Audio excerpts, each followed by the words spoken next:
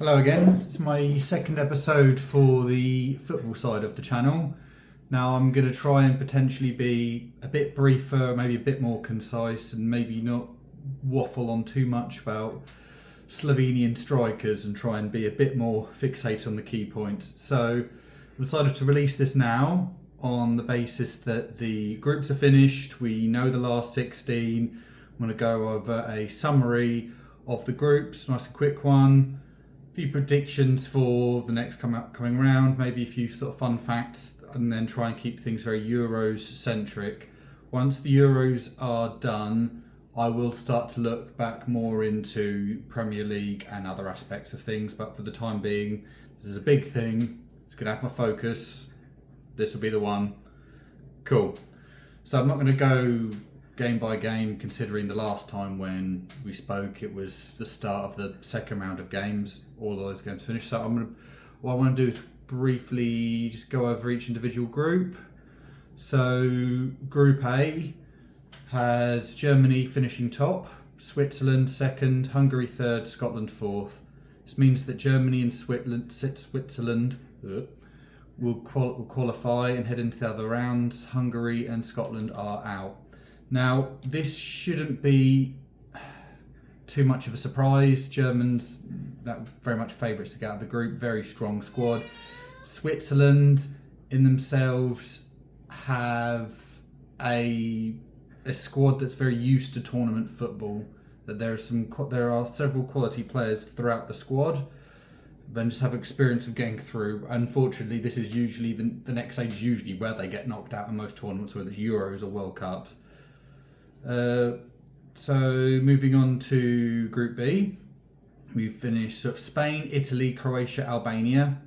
This is very much how other people would, if you're betting, once again, the same sort of rules applying here. You expect this order, sort of based on squad strength. Spain themselves have looked to become one of the front runners in the tournament, I believe, being one of the two teams that I'd say is probably playing the best football, and one of the few teams that's actually won all of their games, as opposed to many other teams being trying to be more defensive and pragmatic. Italy, with their goal against Croatia last minute, sort of ensured them finishing second and ensuring that Croatia don't have enough points to qualify for the next stage, despite finishing third. And then Albania, unfortunately, it's just a really rough draw. They gave it a good go. They gave a good account of themselves in a very strong group. I'd like to think if they qualify again, potentially weaker opponents might do a bit better. Hopefully this might encourage some bit more strength in the squad for going on to the future, but for the time being, their run's ended. So Group C, we have England finishing top somehow, Denmark, Slovenia and Serbia. This was arguably one of the closest groups, with the England-Serbia game being the only game where there was an actual win. Everything else has been a draw. So it's been arguably one of the most boring groups to watch. Not necessarily just down to how England played, but how some of the other teams have played. They're very much set up to, we will not get beat. We will get something out of this game. And due to the tightness, the actual positions of Denmark and Slovenia has actually been decided partly down to a yellow card ruling because of how they both finished on the same points, drew with each other. It's a bit weird, but because it's only a small amount of games, there's only so many factors that can contribute as to where you finish within the group. So this is just a finer point made, essentially. Now, moving into Group D, we've got Austria, France, Netherlands and Poland. Unfortunately, I would have thought Poland would struggle in the group without a fit Lewandowski. They need to get their goals somewhere. There needs to be a bit more quality in the squad. They couldn't do much with that. Now, the most interesting thing is this: Austria finishing top through their victories against the Netherlands and Poland. Obviously didn't against France. This makes things very interesting, particularly if you're an England fan, as This pushes Austria into the England side of the knockouts, which I'll get to in a bit, and France into the other round, which could make things hopefully a bit easier and should soften things up for England, he says. Although we can always get onto that later. Now, Group E. Group E was the tightest going into the final round. So every team had won a game and lost a game. Every team's on 3 points. It's another one which is naturally very, very close. However, due to the goals scored and the points gained, finished Belgium, Slovakia and Ukraine. This is very good for Romania and Slovakia who've gotten through, but Belgium, this should be considered a bit of a missed opportunity. Finishing second will give them a tougher game going into it. You ideally want to win your group and you should get an easier opponent in theory. That's how most sort of qualifying from group stages go. So I'd be slightly concerned for Belgium going onto the next this. So then the final group, we've got Group F.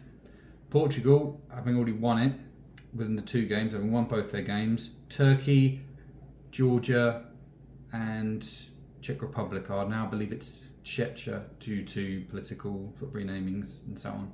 So Portugal actually qualified, they're the 6 points, they're no danger final game. They lost to Georgia, surprisingly, with a 2-0 win. Turkey then beating Czech Republic as well.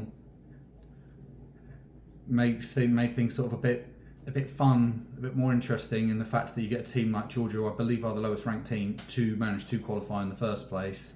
So, I mean, as their forward, Kvaratskhelia, sort of mentioned in interviews, he wasn't almost as bothered about qualifying. It's just like, I want to win. I want to win this for my country. I'm proud of this. I want to just have sort of the good memories and a good time from this. And he's sort of a very positive outlook on things. So what else have we discovered from the group stage? Just discovered that goal scoring has not necessarily been very free flowing, with exception to the Germany-Scotland game. So there's not been as many sort of top goal scorers. I believe Mikawadze, I apologise if I butchered the name. 3 goals for Georgia is out there as the top goal scorer at the moment. Very close, could be anyone's. I mean, most people would expect Kane and Mbappe to be leading the score charts. Fortunately, it's not quite the case. At the moment, if you were to bear all the goals in mind, own goal would be top with 7. Now, this is bordering very closely onto the most own goals scored at Euros, which was actually the last Euros, which had 8. So I fully expect that record to be beaten or to go within these knockout rounds, because I'm definitely seeing some own goals in some of those games, the way teams are playing, the way teams are set up. So it could be very interesting. Now, we mentioned about own goals. One sort of surprising fact which I found out today is France, who qualified through their group as second. They're the first team to ever qualify from a group stage game without any of their players actually scoring, as their goal against Austria and Poland were own goals. So sort of a nice fun fact for what could be considered as one of the favourites, which is sort of gives me a bit of hope for England looking forward if what I'd consider the favourites are being a bit sluggish. So this sets everything up nicely, having waited for Group F. Now we've got the full list of teams into the next round. So I'm going to quickly run through, go through my predictions on this, and we'll see how things play out and can look back next video. So first round of games will be Switzerland versus Italy and Germany versus Denmark on the Saturday. Switzerland, Italy, as I mentioned previously, Switzerland often, this is where they struggle at this point, and I believe they're going to struggle again. Italy themselves, even if they've had several players aged out from this tournament, they've still got a mixture of sort of young, hungry players with a bit of experience. I believe they'll just get a narrow victory. They'll grind out a result. However, I'd be concerned if it goes to past 90 minutes, I would back the Swiss on penalties. But in my humble opinion, Italy have got that one in the bag. Germany, Denmark, it'll be very boring. It's probably going to be Germany. Denmark can be stiff opposition for some, but the Germans with the home backing, I don't see them losing here. I think a 2-0, 3-0 potentially. Denmark are not going to offer enough going forward to trouble the Germans. Not going to have enough possession to struggle to go against the Germans. So the next two games, we'll be looking at England against Slovakia and Spain against Georgia.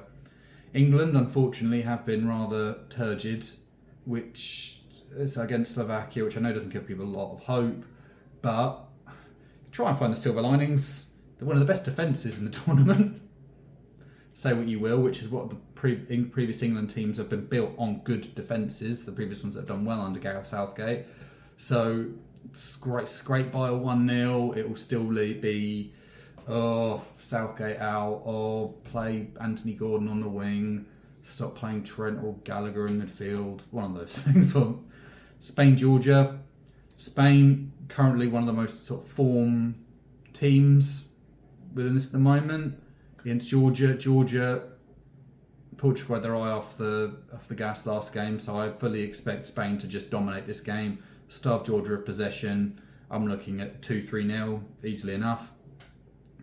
France. So the next round of games will be France against Belgium and Portugal against Slovenia. France, although they have struggled to score goals, I mean, they've just got so much talent throughout that squad, and Belgium just look out of ideas. And Romelu Lukaku, even if he manages to put the ball in the net, it will just somehow be offside. I potentially sort of feel sorry for him at this point, considering the XG's racked up in this tournament and the last, with the inability to actually get the ball in the back of the net and for it to actually count as much as the many goals as he probably should have had in these tournaments. So yeah, Portugal, Slovenia. I don't think the Slovenians are going to be strong enough for the Portuguese squad. I think Portugal should come through that easily enough, as much as Portugal themselves have been a bit iffy. I don't see them struggling against a team of Slovenia's quality, unfortunately. And then you've got the final round of games. You've got Romania and Netherlands, and Austria against Turkey. Now, Romania, as much as I love them to do well, as my office sweepstake team, I think will come undone against the Netherlands. But the Netherlands are going to have to concentrate a lot more, as their defence does not look the sharpest in previous games against the Austrians. They need to sort of sharpen up a little bit more. I think they've got the talent in the squad to clearly get past Romania. I reckon this could be the most entertaining round or game of the round. The fact that both teams should be looking to go for it, I sort of expected 2-1, maybe 3-1 Netherlands win. And the final game would be Austria-Turkey. Turkey, traditionally most people's dark horses for tournaments. I think this is where they come to an end. I firmly believe Austria will get the better of Turkey, as the team that have been playing the most exciting football seem to have a strategy and a tactic for going forward under Ralf Rangnick, which most Man United fans might be surprised at, considering how well he did there. But this is, as previously mentioned, many of these players are either specifically selected, having played only playing in Austria or playing in the Red Bull system, so they know how to play. The manager doesn't have to show them any different tactics. They know it's all one mindset, one aim. So even if they've not necessarily got as much quality as a France or a Portugal, they can still give them a hell of a game, as shown by their victory against the Netherlands. So that's sort of going to wrap up my video for today. I will look at potentially doing another one after this round of fixtures have gone, potentially discussing how our predictions have gone, how well other things are going, maybe a fun fact or two. But thank you very much. We'll see you later.